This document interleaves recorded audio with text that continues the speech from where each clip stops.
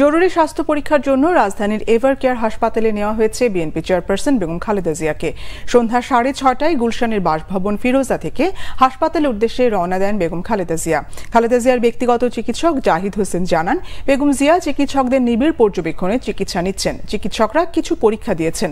নিয়মিত চেকআপের অংশ হিসেবে তাকে হাসপাতালে নেওয়া হয়েছে। সর্বশেষ 31 মার্চ খালেদা জিয়াকে হাসপাতালে ভর্তি করা হয়েছিল।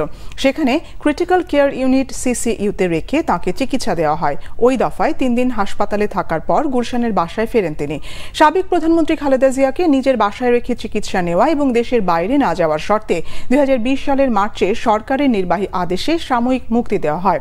79 বয়সী এই রাজনীতিবিদ লিভার সিরোসিস, আর্থ্রাইটিস, ডায়াবেটিস, হৃদরোগ, কিডনি ও ফুসফুস জটিলতা সহ নানা রোগে ভুগছেন।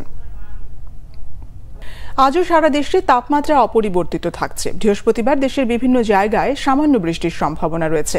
আবহাওয়া অধিদপ্তর জানিয়েছে 5 মে থেকে টানা কয়েকদিন সারা দেশে বৃষ্টি থাকবে। এতে তাপমাত্রা মানুষের সহনীয় পর্যায়ে চলে আসবে। আরো জানাচ্ছেন গ্যালমান শফি।